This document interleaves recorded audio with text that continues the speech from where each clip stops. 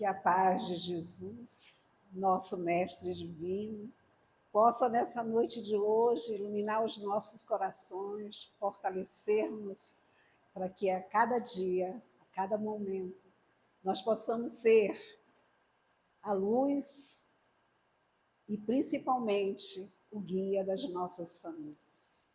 Hoje nós vamos falar de um tema que eu posso dizer para vocês que eu pensei muito, porque ao falar de delinquência, desde os anos 90, a gente trabalha e, através desse trabalho, junto a crianças e adolescentes que infracionaram, que delinquiram, que passaram por momentos difíceis.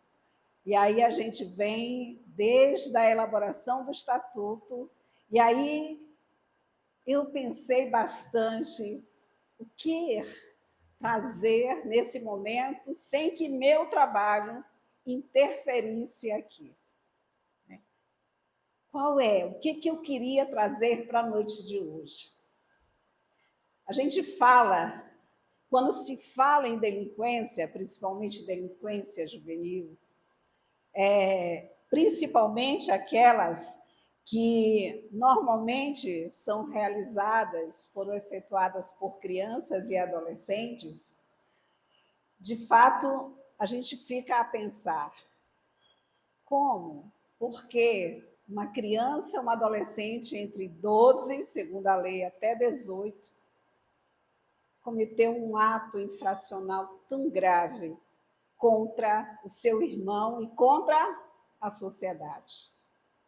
Porque quando se falha nessa base, quando nós não temos o apoio, quando essa criança e adolescente, aí eu falo para vocês como técnico, como técnica na área de assistência social, onde vários trabalhos nós atendemos e realizamos junto à família, quando essa base falta um grãozinho de areia, ela faz ruir todo esse papel dessa família na sociedade. E aí a gente tem que pensar e repensar, como educadores e principalmente como pais, como avós, como pessoa da sociedade, o que esse lar representa para nós. O lar é o local que nos acolhe. O lar é o local onde nos abriga das intempéries. O lar é o lugar onde nós, nos tempos difíceis, nós temos aonde nos acomodar. O lar é uma das partes importantes da casa.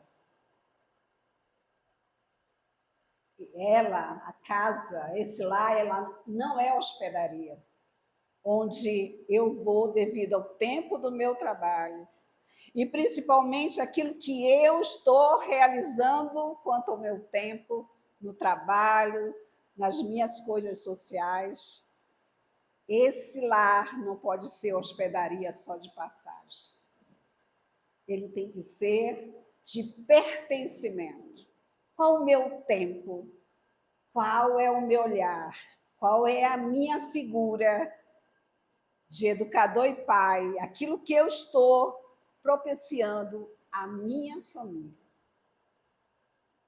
E aí, eu trago para vocês uma das frases mais importantes que eu acho que eu já encontrei, dói quando eu leio. Quando, lá no livro Luz no Lar, de Chico e de Emmanuel, ele nos traz o seguinte: quando o berço é relegado ao abandono, o lar desce ao nível do inferno. Quando esse lar não é trabalhado, quando esse lar não é visto, quando esse lar não é amparado, ele chega o quê? Ao inferno. Porque as desavenças, o ódio, desamor, vai acontecer e vai ruir essa base. E aí a gente precisa trabalhar essas questões para que esse lar ele não possa ter nenhum ruído. E aí eu trago para vocês desse livro, que eu vou já mostrar para vocês aqui, chamado, e eu vou pedir para que a nossa casa ela possa estar na biblioteca com esse livro, Com os Olhos do Coração. É um livro de José Carlos de Luca, que é um juiz de direito, ele é espírita, ele é professor, radialista. Hoje, todo esse nosso trabalho, nosso estudo, ele foi baseado em alguns livros. Aquilo que não aparecer com o nome do livro é porque foi retirado daqui desse livro. Então, ele fala para a gente que o lar, é o lugar sagrado para aporte. Vocês já ouviram falar várias vezes aqui aporte, mas eu juro que não sabia o significado. Eu usava pensando que era outra coisa. E aí, ao estudar, a gente foi atrás do significado. E aí ele fala que esse lar também é um amparo, é um suporte e oferecimento de valores educativos primordiais para o acesso, que era outra palavra que eu não conhecia, do espírito. E aí eu fui atrás para saber o que era aporte. Significa subsídio de natureza moral e social. O lar é o lugar sagrado de quê? De natureza moral e social. E aí fala mais, usado para atingir determinado fim. Então, o lar, um lugar sagrado, onde, para o desenvolvimento da moral e das questões sociais, ele é para atingir um determinado fim. Então, nosso lar, todos nós, o nosso lar tem um determinado fim. Não é só passeio, nem hospedaria, nem um lugar que vai nos abrigar. Ele tem uma natureza divina. E por isso que nós devemos cuidar. Vocês vão ver todos os meus slides aqui com flores. Porque as flores precisam ser cuidadas, precisam ser amparadas todos os dias, com muito suporte. É assim que é a nossa família. Precisamos de cuidar muito bem. Aí eu fui atrás da palavra acesso, que aí diz primordiais para o acesso do espírito. Aí é uma palavra grega, que significa duas palavras que eu não vou saber ler para vocês aqui, que está em grego. Mas significa o quê? Exercício e espiritual. Então, um lugar sagrado para atingir determinado fim, de natureza moral e social, e no exercício da nossa espiritualidade. Olha só quanta frase, qual frase importante é essa? Aí fala mais. Muitas vezes, esta prática consiste... Eu estou nervosa, não pode ser. Consiste na sua renúncia dos prazeres e não na satisfação de algumas necessidades primordiais. Aí nós vamos pensar, qual é as necessidades e de que prazeres nós vamos ter que renunciar para o quê? Para que a gente possa vencer e chegar a um determinado fim. E aí ele fala mais, que essa família ela tem valor e de uma importância no processo de desenvolvimento dessa criança e desse adolescente que nós falamos agora, na qual a sua ausência ela pode afetar, ela pode ruir grandemente aquele que tem dificuldades sociais. Nós trazemos um mapa da espiritualidade. Vem aqui, escrito em nós. Vamos para um cadinho de 4 paredes. E nessa vivência de 4 paredes, nós vamos aprender o valor desses entes que estão conosco na caminhada. E por isso, nós precisamos trabalhar, investir, exercitar, para que a gente possa chegar a um determinado fim. Qual é o fim? Nós exportamos pessoas para o mundo. Nós exportamos nossos filhos, aqueles a quem nós temos um papel importante. E esse trabalho é que nos faz, nesse exercício diário, lá na frente, como disse Jesus, ver a nossa recompensa. Então, esse casal, esses educadores, as famílias solo, as mães solos, têm um papel importante nessa construção de gente. E aí, a gente vai falar para vocês de um tema importante que é a convivência. E aí eu fui lá também, aí eu coloquei aí o nome do livro, né, que é divino esse livro, vou fazer propaganda para vocês, vou querer que vocês leiam, porque me fez um bem enorme e eu tenho certeza que vai fazer um bem enorme para vocês. Ele fala que um bom relacionamento com a família demanda convivência entre os seus membros.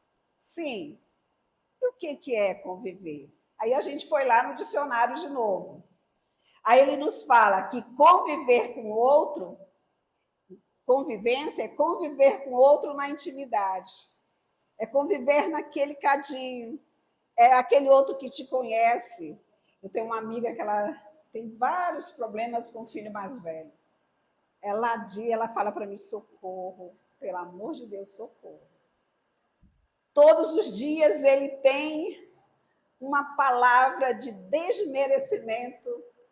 Se eu falar uma palavrinha errada, aquele dia todo é de muita gozação, de muita brincadeira. Se eu colocar o cabelo, se eu cortar o cabelo, pode estar lindo como for, mas ele faz com que a minha aparência, aquilo que eu falo, o meu comportamento se torne horrível. E aí eu falo para ela, dar amor.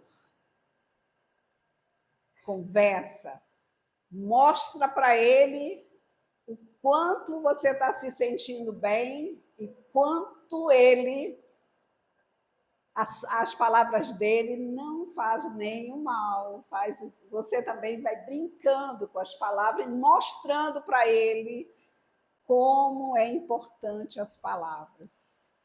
Então, conviver, segundo De Luca, com outras pessoas, seja na família, seja no trabalho, seja na casa espírita ou em qualquer outra religião, é uma necessidade.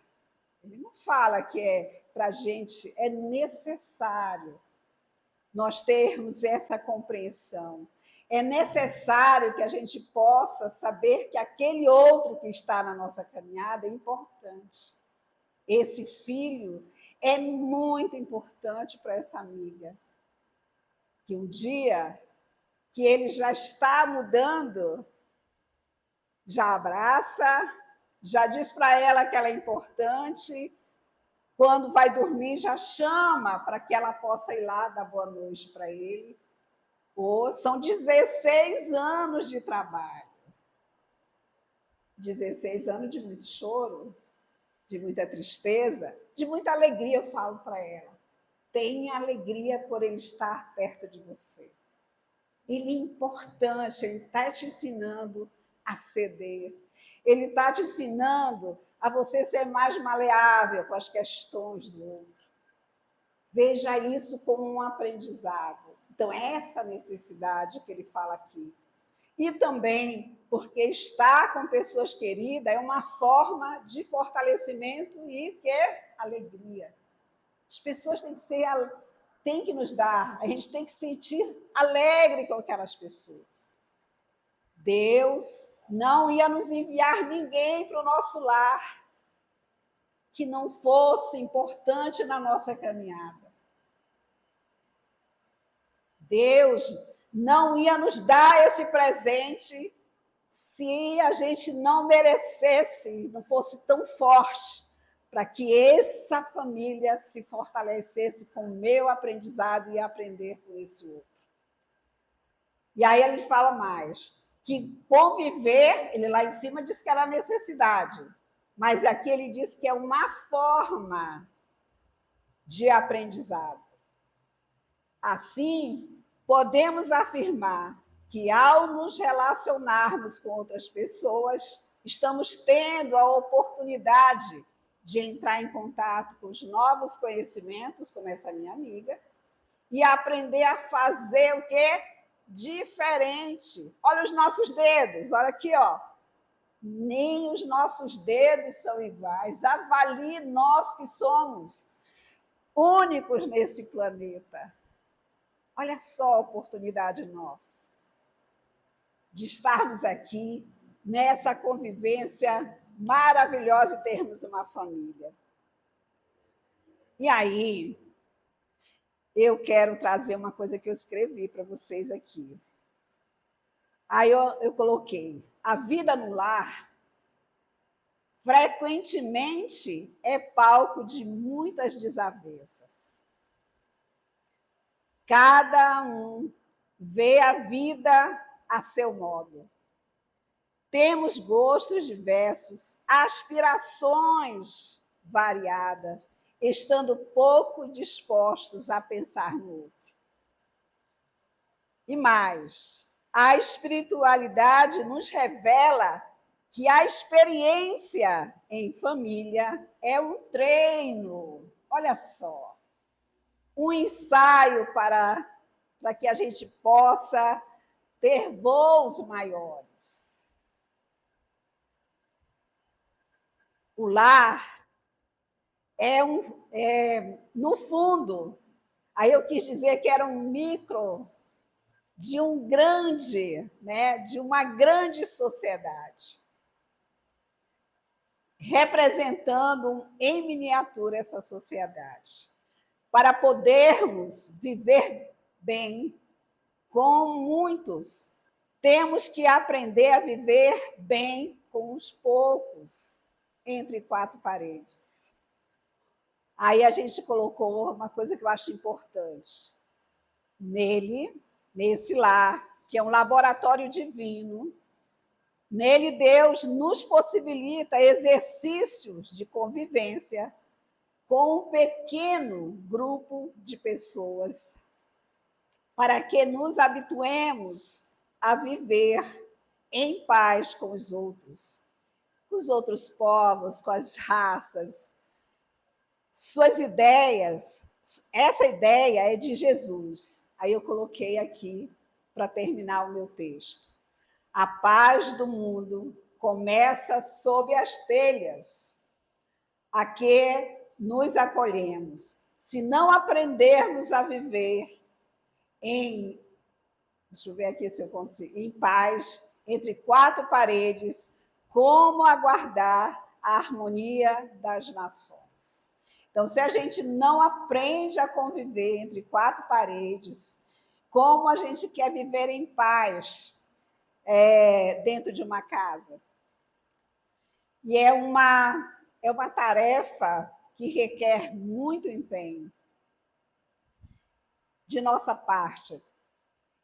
Por muito pouco deixamos a paz ir pelo ralo. por muito pouco. Né? Qualquer coisa nos tira do sério. E é essa paz que a gente vem construindo, de repente, ó, ela assim vai. Então a gente tem que ter cuidado com as nossas palavras. Eu até coloquei aqui, ó, agressividade, como eu sou especialista em violência, eu coloquei, a agressividade gera agressividade. E é a única consequência que o mal acarreta. A violência tem muitas caras. Não é apenas física, é também a palavra que corta, o olhar que encandeia, né? Aquele olhar de ódio, o pensamento que envenena, são formas expressas de agressividade. Precisamos usar os recursos mais inteligentes para resolver nossas desarmonias dentro do lar. Vamos apresentar 7 remédios para todos vocês. Primeiro, calma nos momentos difíceis. Segundo, flexibilidade. Vamos ser, né, a menos diante das provas. Terceiro, compreensão. Compreender aqueles que muitas vezes nós já temos um pouco de conhecimento. E muitos dos que estão conosco na caminhada, eles ainda não possuem. Amorosidade, vamos ser serenos. Jesus nos disse, o homem sereno é um homem sábio. Vamos ser esse homem sereno, esse homem amoroso, essa mulher serena, essa mulher amorosa. Paciência. Paciência é diferente de sereno. É diferente. E vamos ter humildade de reconhecer que naquele momento eu não estava legal, pedir perdão do meu filho. Ô, meu filho, o meu papel, seu papel de filho é esse. A gente falou sobre os papéis familiares. Seu papel é esse, meu papel de mãe é esse, meu papel de esposa é esse, de pai. Então, a gente tem papéis dentro dessa base familiar. Que se essa base, se esse papel não está bem definido, nós vamos ter ruído dentro desse lar. E, por último, o perdão. Se é preciso tirar a capa, eu dou a roupa toda, como disse Jesus. Se é preciso perdoar, eu vou perdoar 7 vezes, 7 vezes. Se é preciso amar, eu vou amar. Isso é perdão. Eu já tenho só bem poucos minutos, né? Eu vou contar para vocês, eu deixei para vocês um conto, já que eu tenho, não posso deixar de falar, porque eu acho na família é muito importante esse conto que eu vou colocar para vocês, e eu apresento em todas as minhas palestras, até que não são aqui. Eu vou colocar para vocês que faz muito tempo. Acende a luz aí para mim. Acende a luz aí para mim, que eu estou... Meu óculos aqui não está muito bom, não. O menino olhava a avó escrevendo uma carta. A certa altura ele perguntou, você está escrevendo sua história, você está escrevendo uma história que aconteceu comigo? E por acaso é uma história sobre mim?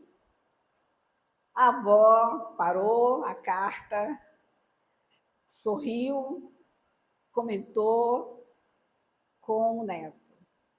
Estou escrevendo sobre você, é verdade. Entretanto,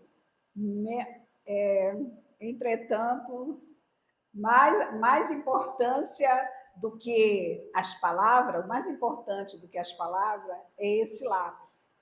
Eu trouxe até o lápis, deixei lá dentro do carro. Que eu estou usando.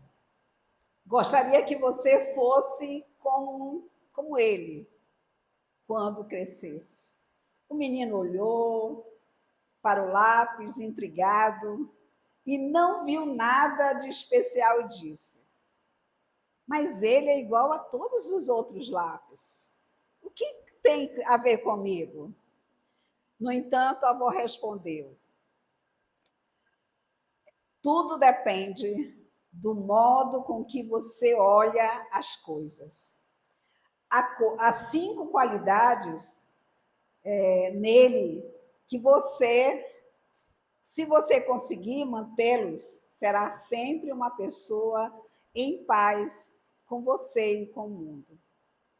Primeira qualidade: você pode fazer grandes coisas, mas não deve esquecer nunca que existe uma mão que segura esse lápis. Essa mão nós chamamos de Deus. E ele deve sempre conduzi-lo em direção e em sua direção, a sua vontade. Segunda qualidade: de vez em quando eu preciso parar o que eu estou escrevendo e usar o apontador. Isso faz com que o lápis sofra um pouco, e às vezes até muito. Mas no final, ele está mais afiado. Portanto, saiba suportar algumas dores, porque elas o farão ser uma pessoa melhor e mais forte. Terceira qualidade: o lápis sempre permite que usemos uma borracha para apagar aquilo que estava errado.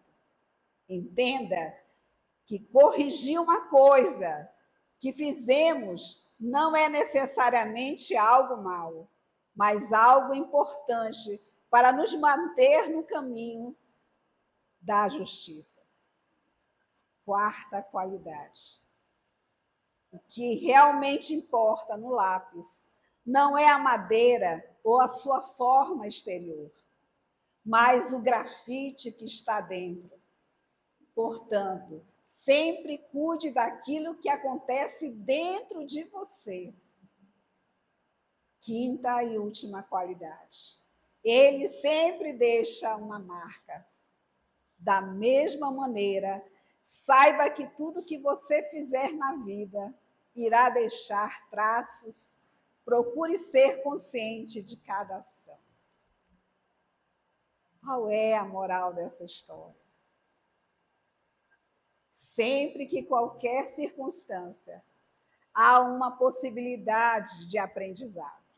Hoje, houve um momento de aprendizado.